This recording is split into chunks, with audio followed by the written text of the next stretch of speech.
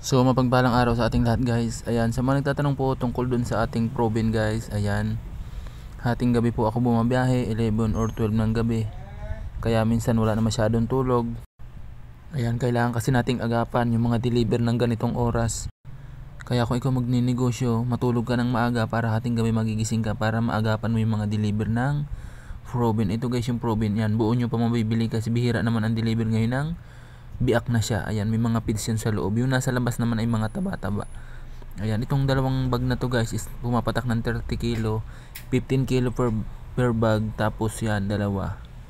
Ayan, ngayon lalagay lang natin dito sa styro kasi bukas tayo magkakaskas. Tapos kakargahan natin ng yelo kasi masilan to guys, yung proben. Kailangan lagi siyang malamig. Kasi pag napabayaan mo na hindi siya malamig, diyan na magsisimula yung paglapot niya masyado, magkukulay violet siya hanggang masira na siya. Kaya kung ikaw gusto mag-start ng ganitong negosyo, mag-ready ka ng styro kung wala kang freezer. Ayan, para kahit papano yan, masusuplayan at matutulungan kanyang styro. Bumili nga pala ako ng halagang 50 yelo kasi hindi mo ako nanghihinangin sa yelo kaysa naman masira yung proben kasi tutubo naman tayo dyan. At ito, dahil umaga na naman, ayan, pagkagising, habang nagkakape ay naglilinis na tayo ng proben. Ayan, kailangan kasi natin tanggalin yung mga dilaw-dilaw, yung mga feeds, yung mga laway guys. Kasi yan yung mapait dyan. Kaya pag kumakain kayo ng proben na sinasabi nyo na mapait, ayan, ibig sabihin guys, hindi natatanggal yung mga dumi nyan. Ibig sabihin, pagkagunting, yan ay hinuhugasan na lamang. Hindi po yan nadadala ng lama sa asin. Tapos yung running water, iwawashing mo, hindi talaga siya kaya yan. Tinesting ko ng lahat yan. Para sa akin, mas mabilis pa rin itong hihiwain mong isa-isa tapos dadaanan mo ng kutsilyo. Dahil pag ginunting mo, kakaskasin mo pa rin naman. Ganun din naman. Ayan saglit lang naman pag hinawakan mo yan. Tapos kinaskas mo. Isahang trabaho ka na. Ayan, napakaswerte mo lang kung ikaw ay mabibili ng hiwa na. Ganyan guys. O yan, kinaskas kong yan. Meron nabibiling ganyang hiwa na. Tapos, huhugasan mo na lang siya. Meron talagang ganun minsan na deliver. Sa mga slaughter naman guys, hindi pa ganito kalinis. Pag sa slaughter ka naman bumili, siguro ang kilo niyan is mga sa 90 or 85 ganyan. Dahil dito sa mga nagdi-deliver is 130 to 140 na ang kilo. Sa mga slaughter, mura pero ang dami niyang halong balunan, may mga isaw, may mga bato. Sobrang dami, tsaka sobrang daming feeds. Tapos kadugtong niya pa yung balon-balunan guys. Kasama niya halos yung kalahati ng balunan. Kaya ang dami mo pang lilinisin. Pero kung naman walang mabilhan ng proben dyan sa inyo guys, ang hagilapin nyo yung chicken skin or calamares, napakasulit din yan. Kasi kung nag-iisa ka lang naman magtatrabaho ng ganito, hindi mo kakayanin dahil ikaw ang maglilinis mag-isa, magtutuhog ka ng isaw dahil hindi naman pwedeng proben lang itinda mo. Kailangan mayroon kang pansabay na isaw para pansagot doon sa mga ingredients na gagamitin mo.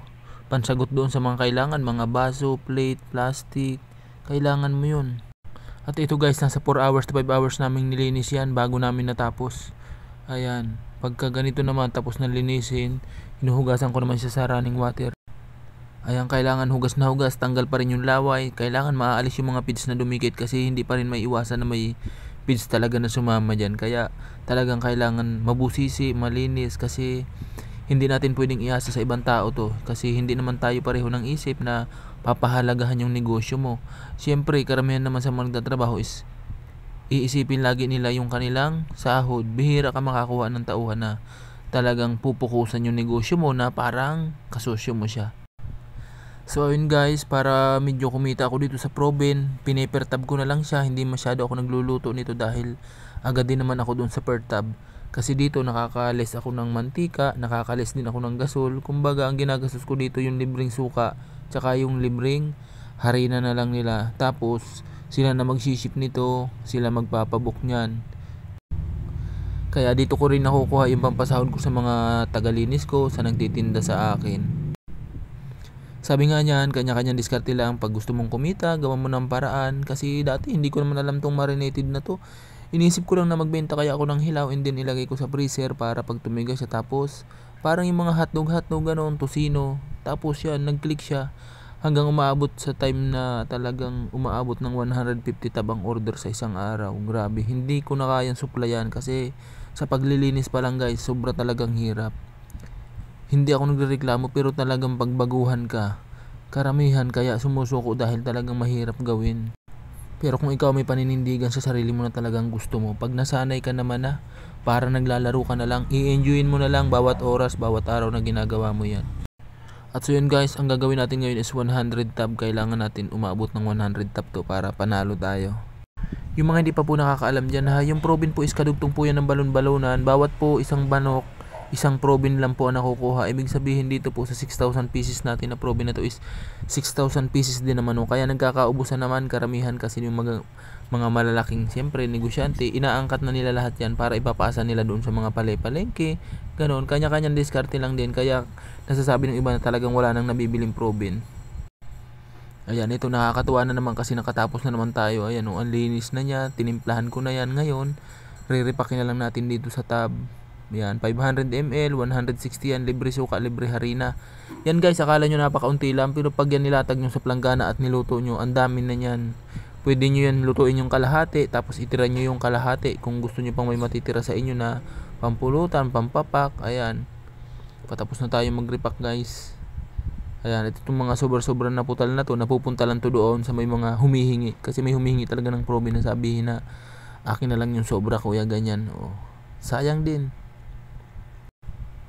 At so yun guys, finished product na nga tayo. Ayan, ready na. Papatigasin natin sa freezer para sa lalamove natin para hindi masira kung malayo man yung kanilang biyahe.